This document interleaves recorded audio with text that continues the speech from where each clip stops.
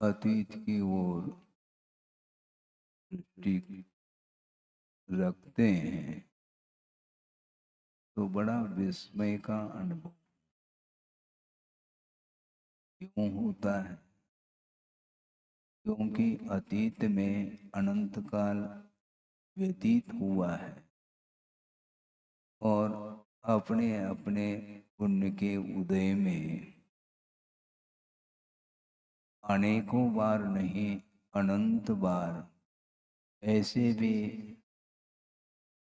निमित्तों का समागम हुआ, जिन निमित्तों के माध्यम से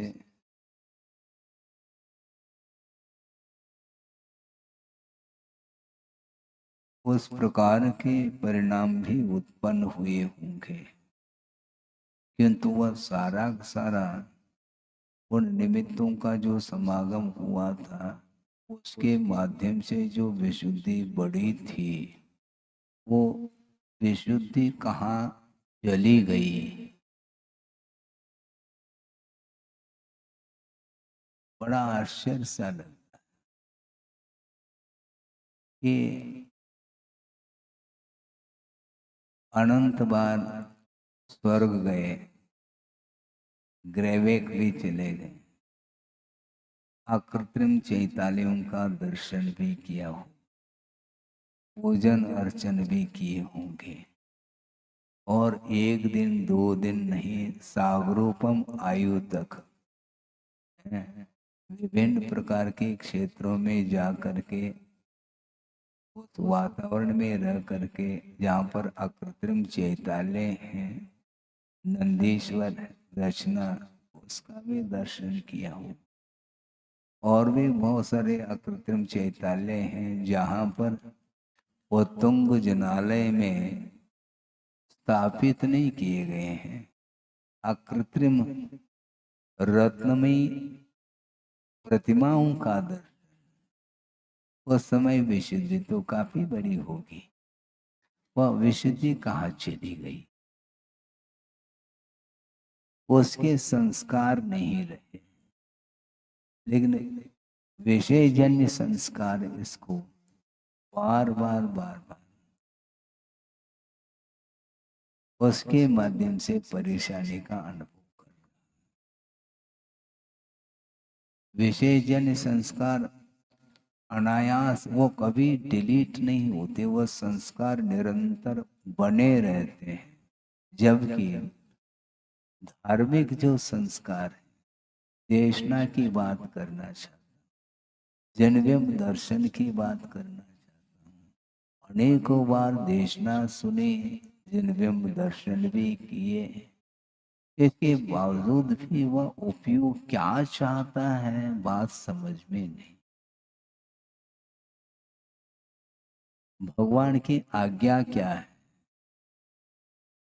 उन्होंने आज्ञा क्या दी है, इसके बारे में सोचो। उन्होंने कभी भी पाप करने के लिए आज्ञा तो उन्होंने नहीं दी, न पाप का उपदेश दिया। इसके बाद भी इस प्रकार की प्रवृत्ति क्यों हो रही है,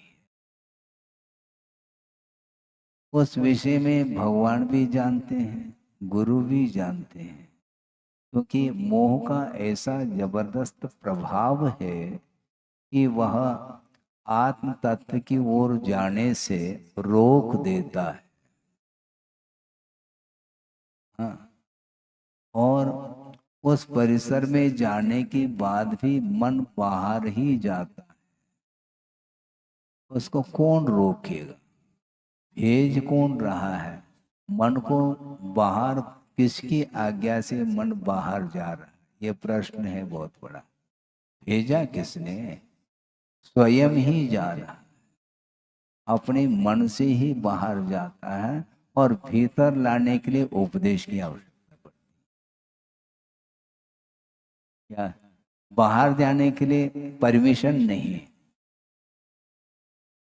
और भीतर आने के लिए परमिशन, मे आई कम इन सर, ये बोलते। और बाहर जाने के लिए कोई परमिशन नहीं, बिना किसी की आज्ञा के वह चला जा रहा, न भगवान की आज्ञा ली है, न गुरु की आज्ञा ली है, न और किसी की आज्ञा ली है। बिना आदेश के, बिना उपदेश के, बिना संकेत के वह मन बाहर जाता है और उसको लाने में, अपने पास लाने के लिए उपदेश की आवश्यकता पड़ रही। अपने आप जैसा गया वैसा आ जाए, अपने आप नहीं आता। उसके लिए बार बार बार बार समझाओ। कब तक समझाएं? क्या सीमा है समझाने की? और कृत का अंत नहीं, और काल थोड़ा है, और अपने पास अल्प ही बुद्धि है। उसके माध्यम से हम कुछ करना चाह रहे। जब बुद्धि पर्याप्त मात्रा में थी, फिर भी बुद्धि काम नहीं कर रही थी। वह ज्ञान काम क्यों नहीं करता?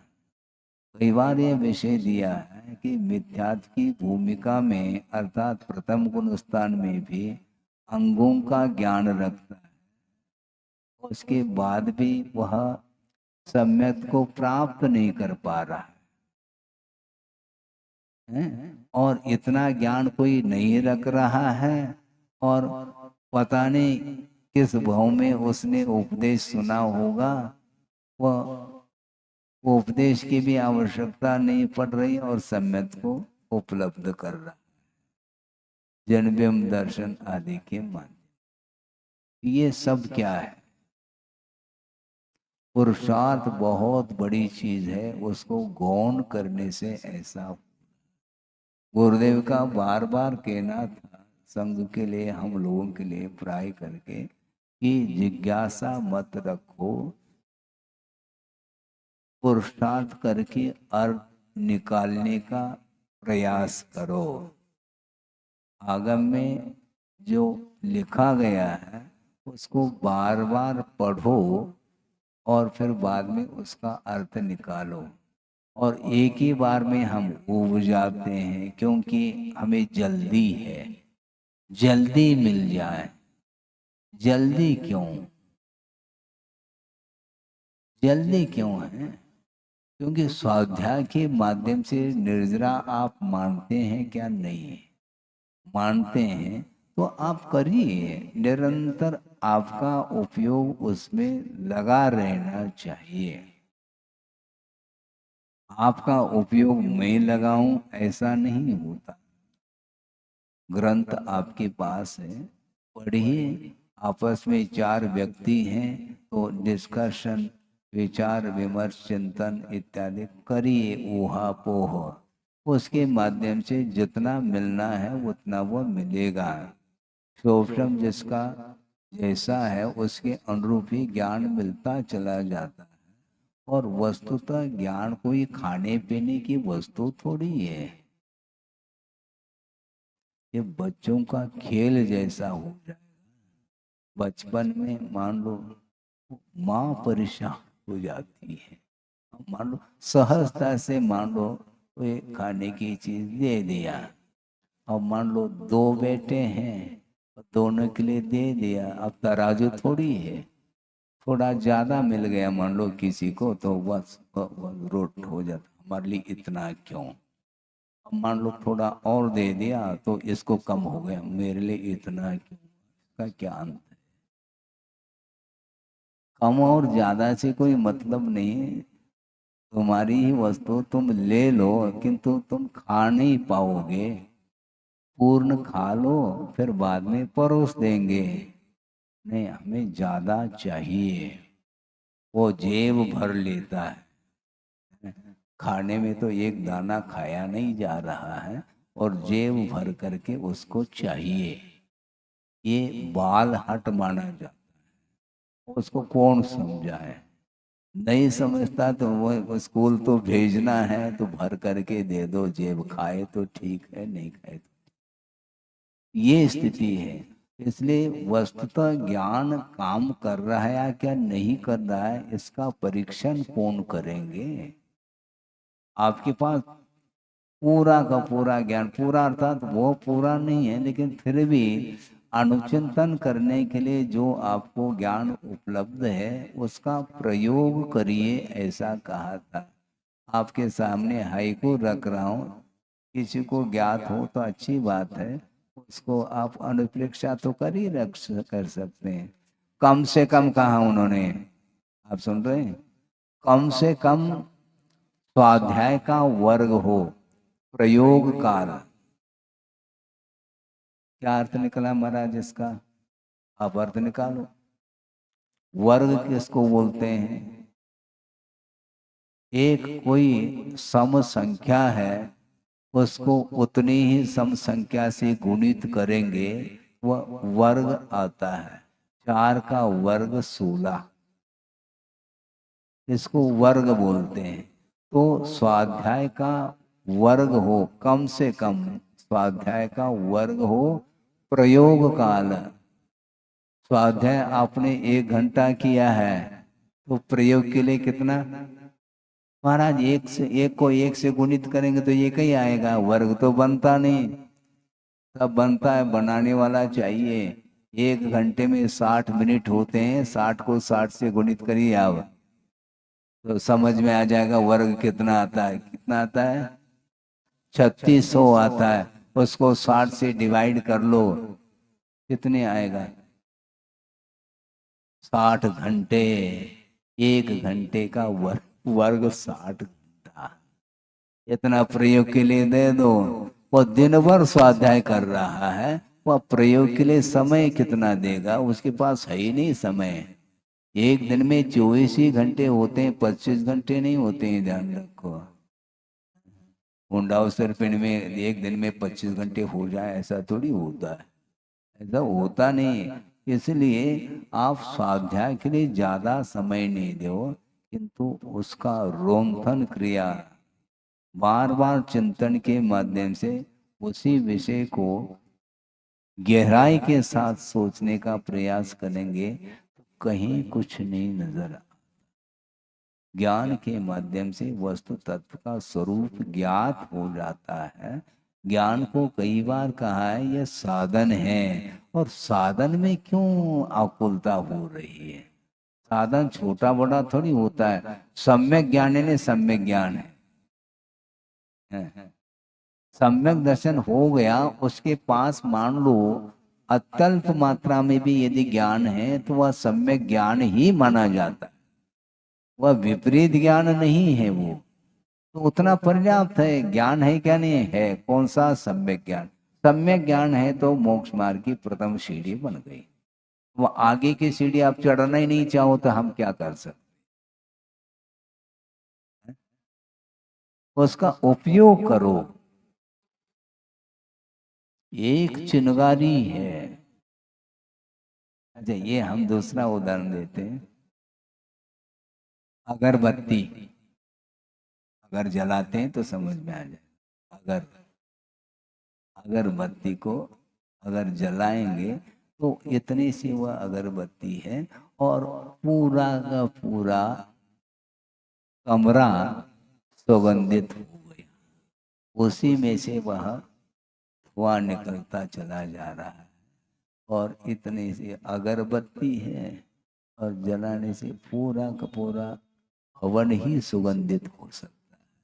उसी प्रकार ज्ञान इतना सा ही है, कोई बाधा नहीं, लेकिन उसमें जो सुगंधी निकलती है चारित्र की, तो वो उससे पर्याप्त होना चाहिए। ज्यादा से क्या प्रयोजन है? ये ज्यादा ठीक नहीं। ज्यादा क्या है?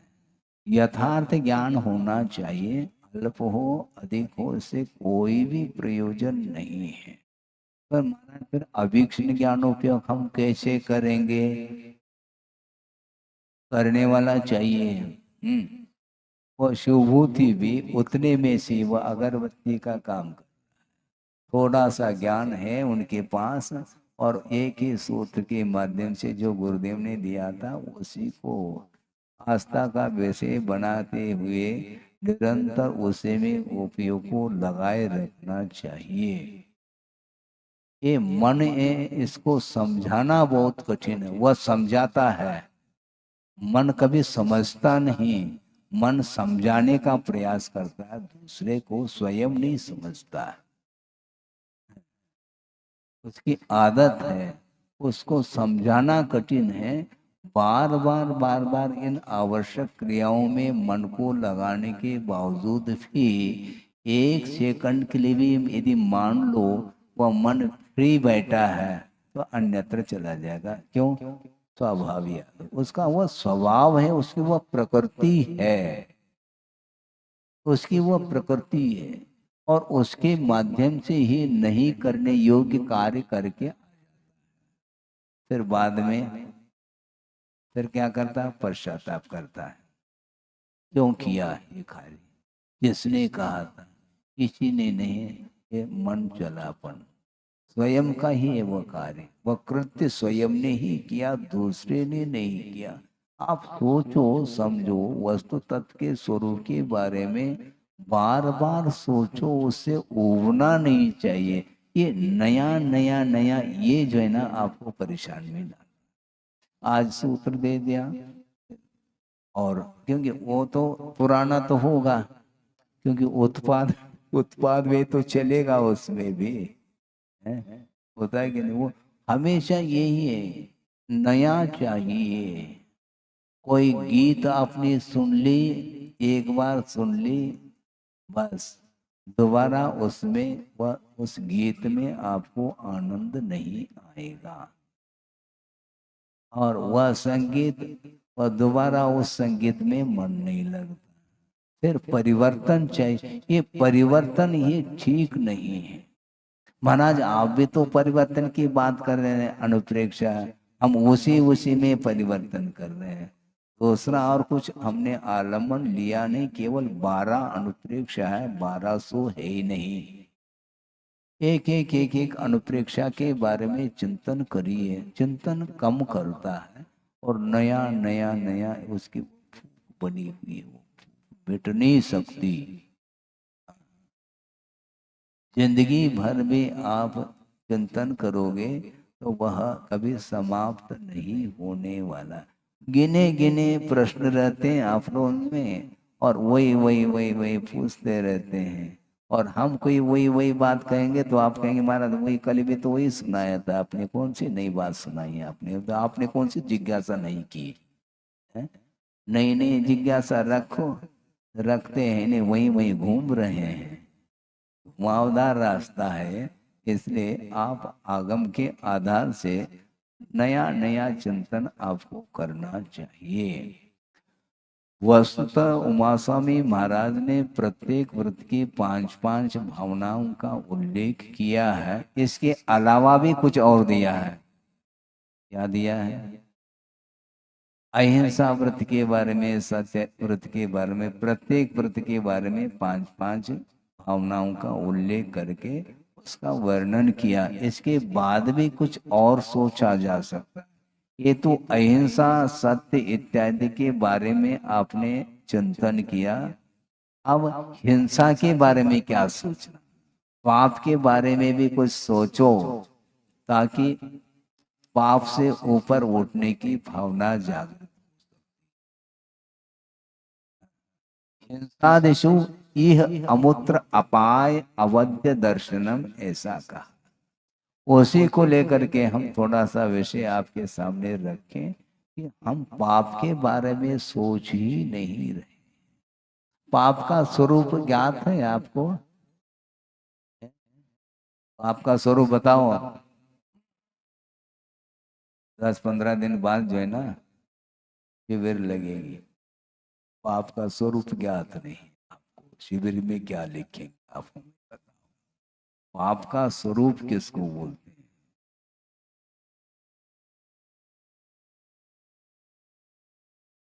वो पाप क्या है यही वो पूछना चाहते हैं।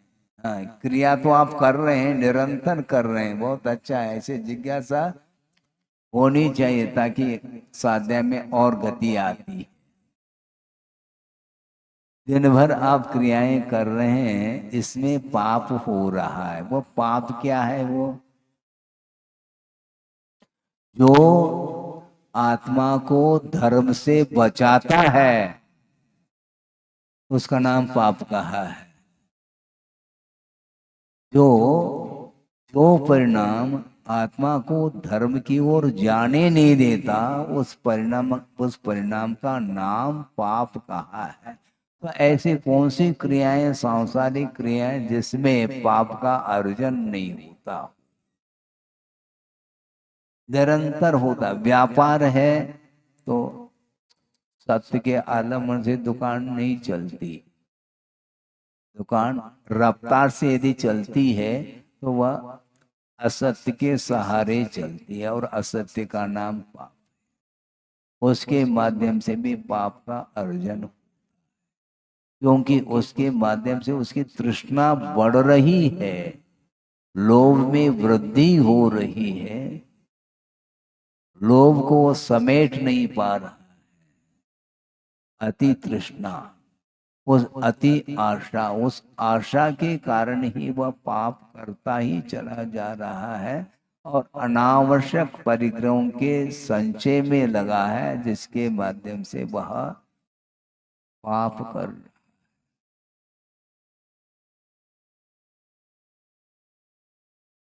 कुंद कुंद स्वामी ने लिखा है, हमें याद आ गया कि पंचायत शिक्षाएं में ही एक रेफरेंस के रूप में एक कारिका आई, आरंभे नत्य दया। आरंभ में दया नहीं है, निरारंभ में ही दया का अनुपालन। और पव्वजा अत्तगहने न सदी, प्रवर्जाता दीक्षा ये नष्ट हो जाती है, समाप्त हो जाती है। किसके कारण? अत्तगहने न, यानी अर्थात परिग्रह के ग्रहण करने से प्रवर्जा अर्थात दीक्षा समाप्त। दीक्षित होने के उपरांत भी यदि अर्थ की ओर दृष्टि जाती है, परमार्थ की ओर दृष्टि न जा करके अर्थ की ओर उसकी दृष्टि जाती है, तो ली हुई दीक्षा वह उसके समान परिग्रह माना। बाहरी परिग्रहों का विमोचन करने के बाद भी उन्हीं पदार्थों की ओर दृष्टि बार बार यदि जा रही है, तो उसकी प्रवर्जा अर्थात रत्नत्रय। तो आरंभे नथ्य दया, दया आरंभ करेंगे तो दया समाप्त होगी। आरंभ का अर्थ सीधा सीधे लिखा है, ये प्राणों की विराधना जिसके माध्यम से होती है, उसका नाम आरंभ है। ये आरंभ है। असी मसी कृषि वाणिज्य आदि ये सारे षटकर्म हैं, इसके माध्यम से 8 कर्म बनते हैं। षटकर्म के माध्यम से 8 कर्मों का आश्रय। क्या करना चाहो? सुबह से लेकर के शाम तक दुकान खुली है, और मन के माध्यम से व्यापार चल रहा है।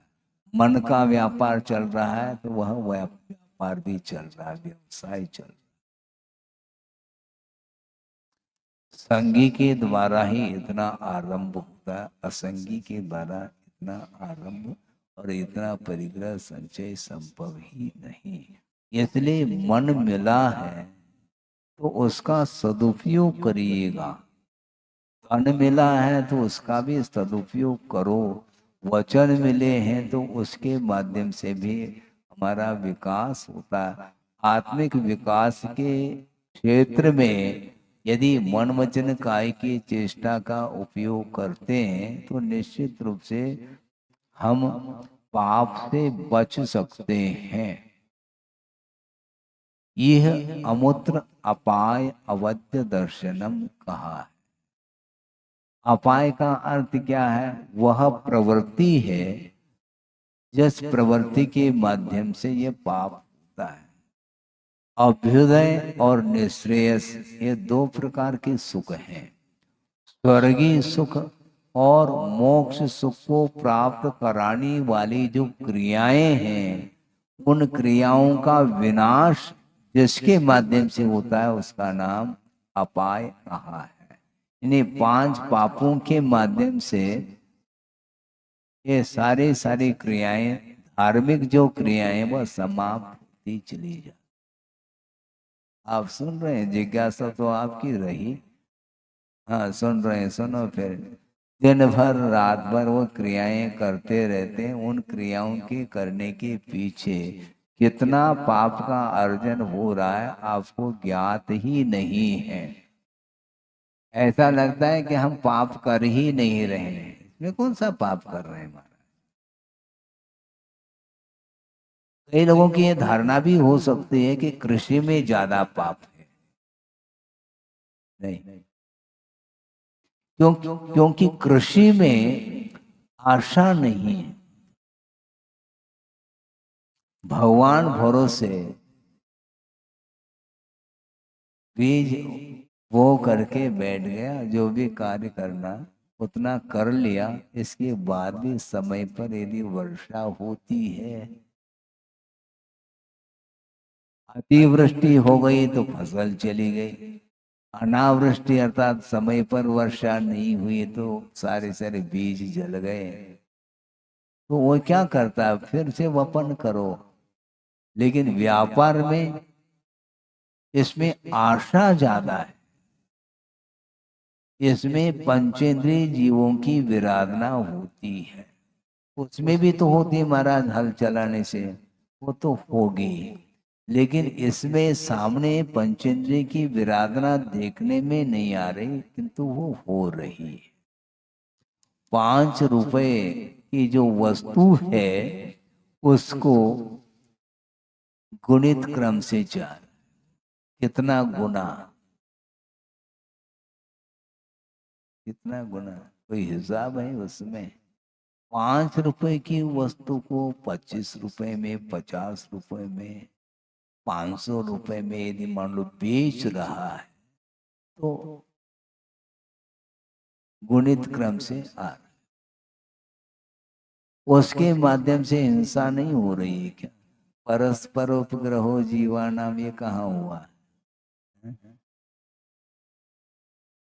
सुबह से लेकर के शाम तक मजदूरी करके, मेहनत करके, पसीना बहा करके वह लाया है, उसको जो मजदूरी मिली है वह दुकान पर गया है, और उसका परिवार भी उसी में से, हाँ, जो उसको मजदूरी मिली है तो 500 रुपये, उसी में से उसको स्वयं का भी निर्वाह, परिवार का भी निर्वाह करना है। और वो आया है, मान लो 5 रुपए लेकर के आया है, तो नहीं, 5 रुपए में मिलना नहीं, 25 रुपए चाहिए, तो 25 रुपए देना ही पड़ेगा, उपास थोड़ी रहेंगे।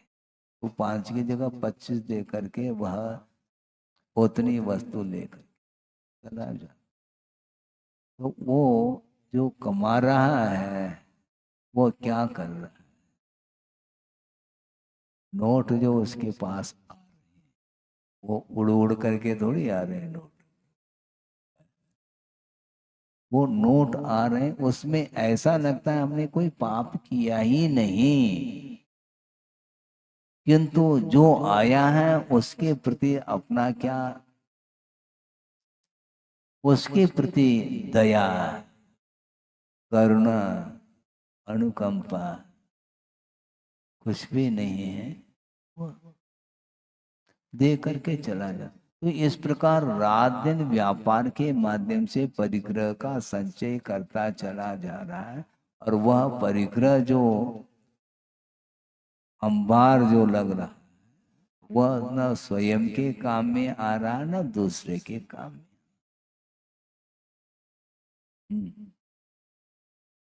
बहुत कठिन काम है ये आवश्यकता जितनी है उतना ही लेना चाहिए, कल के लिए और करो। आप एक जीवन के लिए आपको क्या, एक उसको क्या बोलते हैं, एक गणित लगाना चाहिए। कितने मेंबर हैं? 5 मेंबर हैं, ठीक है। 5 मेंबर के लिए साल भर का खर्चा निकालो, जितना आता है उसको 60-70 साल से गुणित कर लो, और क्या, जीवन भर के लिए उतना चाहिए। और कई पीढ़ी उसमें खा सकती है, पी सकती है, आराम के साथ जीवन व्यतीत हो सकता है। इसके बाद भी अभी भी दुकान बंद नहीं। यह जो वृत्ति है और के जो भाव हैं, यही दुर्गति के लिए कारण है, ऐसा हम नहीं कह रहे हैं, क्योंकि हमारे कहने से आप मानने वाले थोड़ी हैं। आगम की बात कही जा रही है, आप स्वीकार करना हो तो ठीक है, नहीं है तो हम इसमें कोई रद्दो बदल नहीं कर सकते, इसमें कोई परिवर्तन संभव नहीं। आगम में परिवर्तन नहीं करना चाहिए, जैसा है एज इट इज रखें। आपको स्वीकार करना हो तो करो, नहीं है तो जिसको स्वीकार करना है वह करके अपना कल्याण कर लेता है। इसलिए 5 पापों का क्या फल मिलता है, इस लोक, इहलोक और परलोक दोनों गति बिगड़ जाती, दुर्गति, भविष्य उज्जवल नहीं हो पाता, भविष्य अंधकार में रहता है, क्योंकि वर्तमान में जिसका जीवन अंधकार के साथ व्यतीत हो रहा है, उसको भविष्य में कभी भी प्रकाश मिल ही नहीं सकेगा। ये तम प्रभा और महातम प्रभा, ये 7 जो नरक गिराए हैं, तो अंतिम महातम प्रभा, सघन अंधकार है, वहां पर कोई भी किरण नहीं पहुंच सकती, प्रकाश नहीं है, और अंधेरे में ही सागरोपम आए तक भिड़ंत है। आपस में करते रहो, वर्णन पढ़ो, छड़ाना पढ़ो, समझ में आ जाए। ये सारा सारा कार्य जो दिख रहा है, इसके माध्यम से ही कर्म का अनुमान लगाया जाता है। कर्म कोई वस्तु है जो किसी भी इंद्रिय का वह विषय नहीं बन रहा है, कि वह आगम का विषय है, श्रद्धान गम्य है, वो बुद्धिगम्य नहीं है। क्योंकि प्रत्यक्ष ज्ञान का जो विषय बनता है, वह परोक्ष ज्ञान का विषय नहीं बन सकता। इसलिए महाराज ये सब ऐसा लगता है हमें, ये डरावना दृश्य ऐसा लगता है, किसी ने देखा तो है नहीं नरक को, और नरक की बातें कर रहे हैं। समझो तो कम, नरक वहां नहीं, यही नरक है। क्योंकि नरकाय का बंद वहां नहीं करता नरकी। नरकाय का बंद करने वाले 2 गति के जीव हैं, एक तिर्यंच गति का और एक मनुष्य गति का जीव है, वही नरकाय का बंद करता है। तो यहाँ पर जो है, हाँ, अत्यधिक लालसा, हाँ, उसके कारण, अति तृष्णा के कारण ही वह नरकाय का बंद करके वहां पहुंच जाता है। तो नरक यहाँ है क्या वहां है? नरक का फल भोगने के लिए वहां जाना पड़ रहा है। स्रोत तो यही है, नरक जाने के लिए कोई रास्ता है, कोई गति है, तो 2 ही गति है। तो यहाँ पे बड़ी विचित्र दशा है।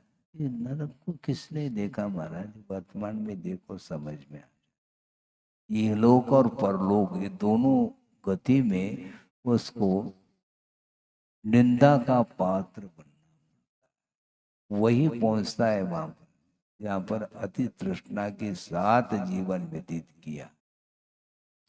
स्लॉटर हाउस आप जानते हैं, यांत्रिक कत्ल खाने, वहां पर ऑटोमेटिक प्लांट है वो, और कुछ करना कुछ नहीं पड़ता, और मिनटों में खेल हो जाता, और लाइन लगी रहती है, पशु खड़े हैं, और उसके पास भी मन है, क्या संवेदन वो करते होंगे। सामने देखते देखते देखते एक पशु का वध हुआ, सारे उसके शरीर, बॉडी जो है ना, छिन्न भिन्न हो, टुकड़े टुकड़े टुकड़े हो गए और मेरा नंबर आने वाला वो देख रहा है। जीवन तो वहां पर पहुंचता है, पहुंचते ही तो ये इसके द्वारा कुछ मिलता नहीं है क्या? ये जिसके थ्रू चल रहा है उसकी गति क्या होगी? लेकिन ये अज्ञान अंधकार इसी को, उसको ज्ञान ही नहीं है कि हिंसा का क्या परिणाम होता है, हिंसा का अर्थ क्या है, ये ज्ञान नहीं। इतना अज्ञान पल रहा है। क्या है ये सब? इसके उपरांत भी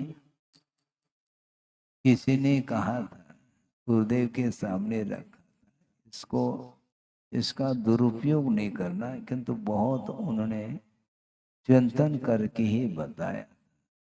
जिज्ञासा ये हो सकती है कि महाराज इतने ये सारे सारे पशु मरण को प्राप्त हो रहे हैं और पंचम काल में भले ही वैमानिक देव नहीं आ सकते हैं, लेकिन जो व्यंतरादिक होते हैं यत्र तत्र विचरन्ति इति व्यंतराः, इसी मध्य लोक पर ही वो घूमते रहते हैं। तो उन पक्षियों की रक्षा करने के लिए वो क्यों नहीं जाते? बहुत बड़ा प्रश्न। वो क्यों नहीं जाते? गुरुदेव ने ये भी कहा कि वस्तुतः तीव्र कर्म के उदय में संयोजना जो होगी वह पुण्य कर्म के योग्य संयोजना संभव। साता कर्म की तीव्र उदीर्णा हो रही है, उसमें साता के उदय में जो सामग्री आपको मिलेगी वह सामग्री असाता के उदय में नहीं मिल सकती।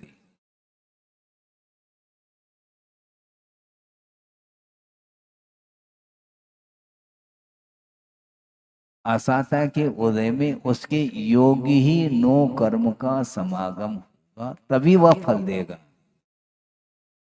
उसमें यदि मंदता है तो उसमें से वह निकल सकता है। कभी कभी ट्रक के ट्रक ले जाते हैं पशुओं को, उसमें से छलांग मार करके एक आध पशु बाहर निकल, बाकी बाकी क्या?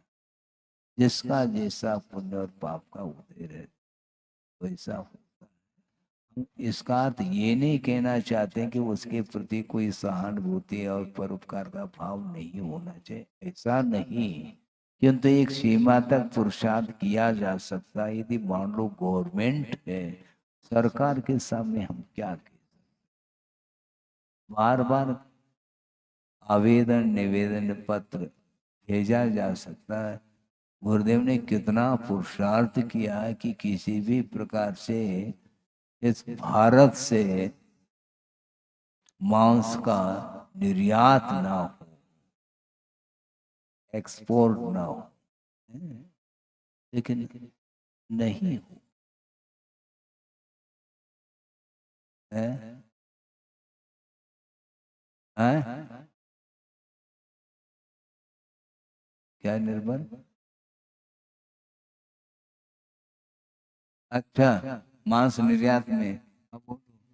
और भारतीय संस्कृति की हम बात करें, सोचो विचार, हम कहाँ तक पुरुषार्थ कर सकते हैं, प्रयास कर सकते हैं? कितने भी आंदोलन करो, हड़ताल करो, वो करो, ये करो, तात्कालिक कुछ ऐसा लगता है कि प्रभाव पड़ रहा है, और वो भी इस प्रकार आश्वस्त करते हैं आप लोग वहाँ हम ऐसे करने जा रहे हैं, वैसे करने जा रहे हैं। ये तो क्या कर रहे हैं ये देख, सोचो। नए नए और यांत्रिक कत्ल खाने खुल रहे हैं, उसको लिए कोई रोकथाम नहीं है। मांसाहारी मिल्क, अच्छा, बोलो।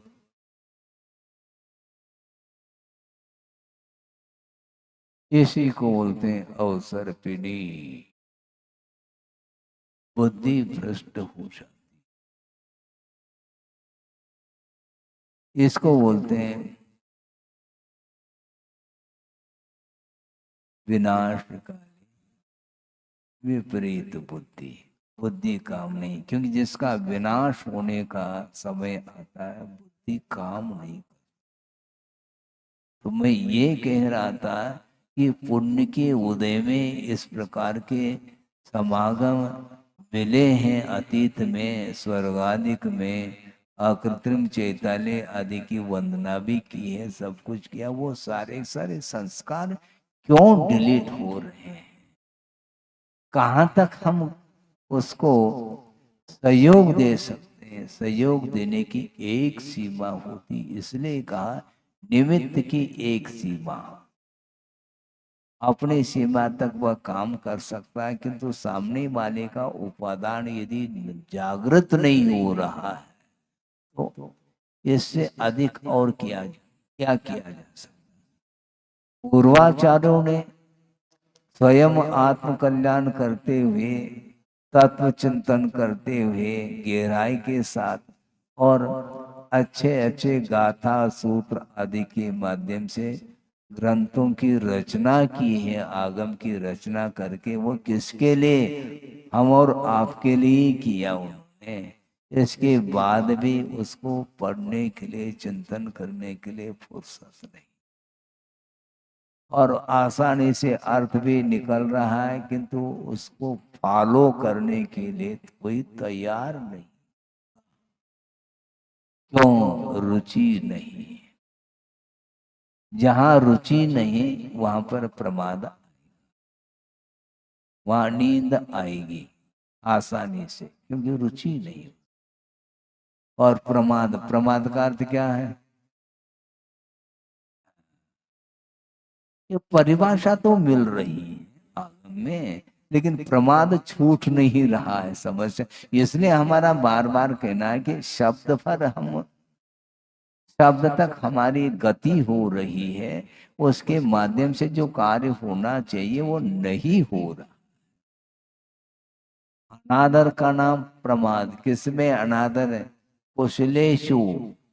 कुशल जो धार्मिक कार्य है वही कुशल कार्य माने जाते हैं। उसमें जो है अनादर का भाव, अनुत्साह का भाव, यह प्रमाद माना। उसमें उत्साह,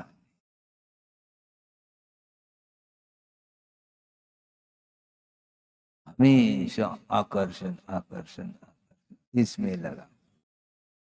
आकर्षण आकर्षण, प्रदर्शन प्रदर्शन, इसमें पूरा का पूरा समय निकल जाए। हम ये करेंगे, वो करेंगे, ये करेंगे, वो करेंगे, क्या करेंगे?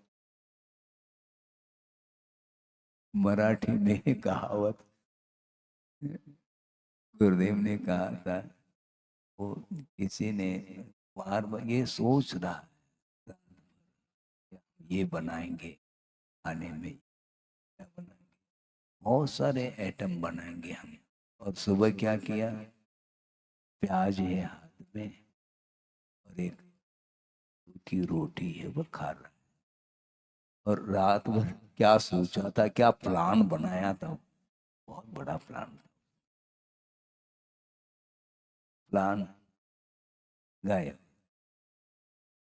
तो ये वर्तमान में जो साधन मिल रहे हैं, तो और साधन के अपेक्षा से साधन का उपयोग करना चाहिए। रुचि जागृत नहीं। धार्मिक कार्य में अनादर का नाम प्रमाद का है।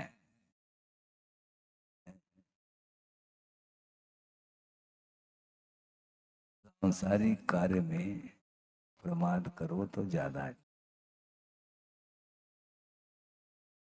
विघ्न उपस्थित करना, ये अंतराय कर्म के लिए कारण है। लेकिन इसमें भी तथ्य है। कोई व्यक्ति आया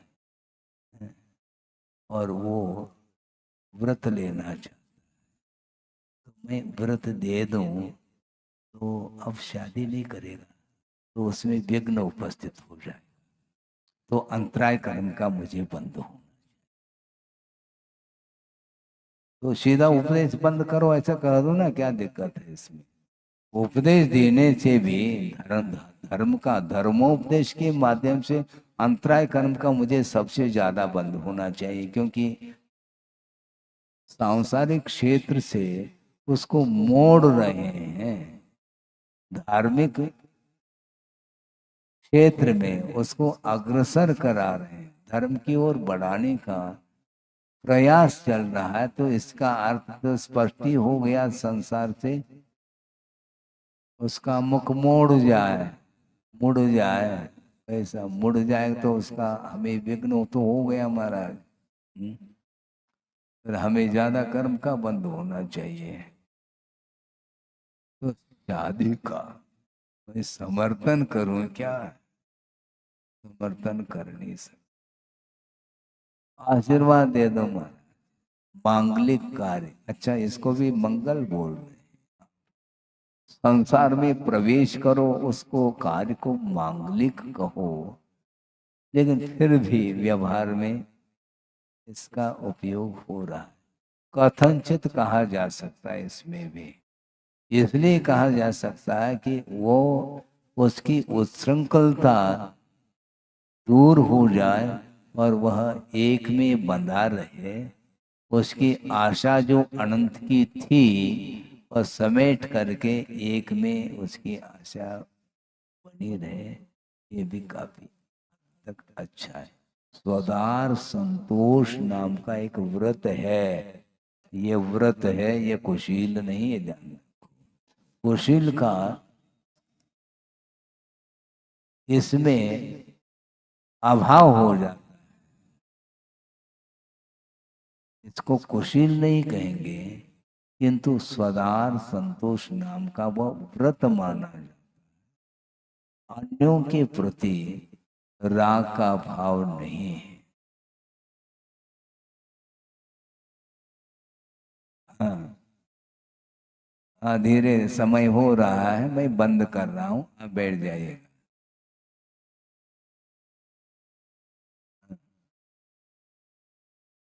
बैठो बैठो, बैठ जाओ आप।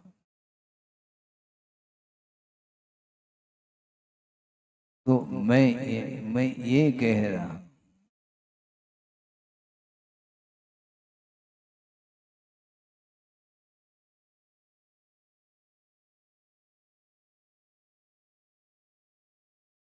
तो मैं ये कह रहा हूँ, यह अपने आप में संयम की ओर बढ़ने के लिए एक रास्ता, प्रशस्त रास्ता ये है।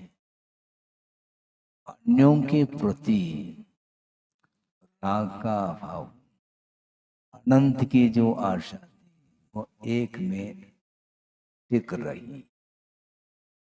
अपने से जो बड़े हैं उनके प्रति, अपने से छोटे हैं उनके प्रति किस प्रकार का व्यवहार करना, ये इसके माध्यम से ये संयम माना।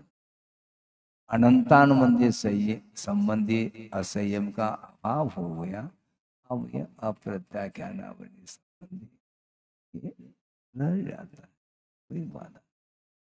तो हम ये कहना चाहते हैं कि वस्तुतः प्रमाद हम करते चले जा रहे हैं।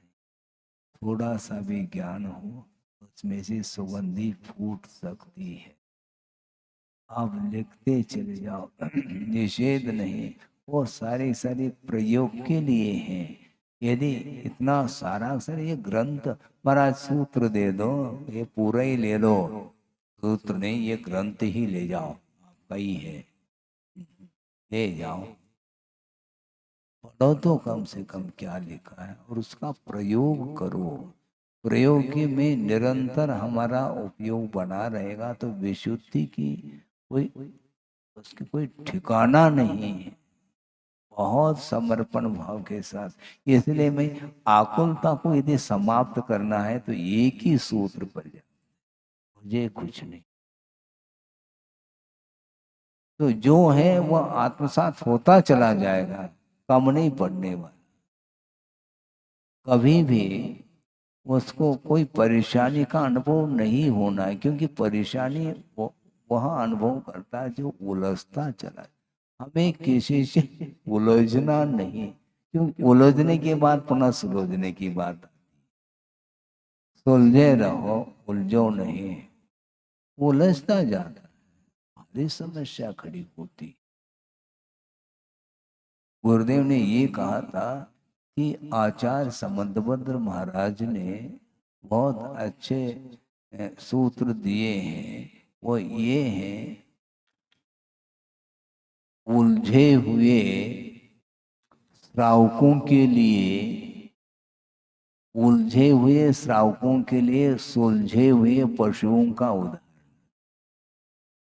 और उलझे हुए मुनियों के लिए सुलझे हुए श्रावकों का उदाहरण दिया। उलझते क्यों? ये उलझन ठीक नहीं। श्रमण बने हैं तो कम से कम अपने व्रतों का पालन करना, उस ओर हमेशा ध्यान होना चाहिए। और अपने व्रतों के पालन को छोड़ करके अन्यत्र यदि मान लो वह उलझता चला जाएगा तो लौकिक वह श्रमण की संज्ञा उसको मिलेगी, परमार्थ से वो दूर होता चला जाए। रत्नत्रय को अंगीकार कर लिया, अब किसी बात को लेकर के मन में विकल्प आना ही नहीं चाहिए। रत्नत्रय आने के उपरांत तो निराकुल भाव होना चाहिए ना, नहीं होता। क्यों? मेरे पास ज्ञान नहीं है। अच्छा, रत्नत्रय उसमें ज्ञान नहीं है क्या? वो रत्नत्रय में सम्यक दर्शन, सम्यक ज्ञान, सम्यक चरण तीनों हैं। इसके बाद भी महाराज जो ज्ञान की मात्रा मात्रा बहुत कम है। मात्रा से क्या होना है? जितने मात्रा में है वह सम्यक ज्ञान है क्या नहीं, यह मुख्य बात तो यह। यदि वह सम्यक ज्ञान है तो वह समीचीन ज्ञान है, तो निश्चित रूप से उसके माध्यम से संसार का अंत होकर के ही रहना है। और लंबा चौड़ा भी ज्ञान रख लो, यदि सम्यक दर्शन अर्थात वस्तु तत्व के स्वभाव के बारे में यदि श्रद्धान नहीं है, वह ज्ञान किसी भी काम का नहीं, ऐसा कहा है। इसलिए बहुत आनंद का अनुभव कर सकते हैं। पर्याप्त ज्ञान है आपके पास, उसको केवल उपयोग में लाना है। क्या है संसार? भयंकर रूप है। अतीत अनंत काल इसी प्रकार व्यतीत किया है, और कितना व्यतीत करेगा कुछ कोई ठिकाना। थोड़ा गणित तो लगाओ। मान लो 60 साल की किसी की उम्र हो गई है, जिसकी हुई है उसके लिए 60 साल की उम्र हो गई। अब उम्र बची कितनी? औसत के हिसाब से 10 साल मान के, ठीक है। और 10 साल में 5 साल रात के हैं, 5 साल बचे। किसी के 70 की उम्र होने को या हो गया मान लो, उसकी उम्र कितनी? कोई ब्याज के कुछ बचे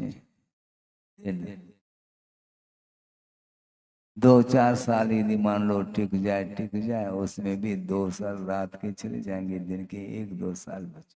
तो इतनी अल्प उम्र है, उसमें कितना सोच रहे हैं?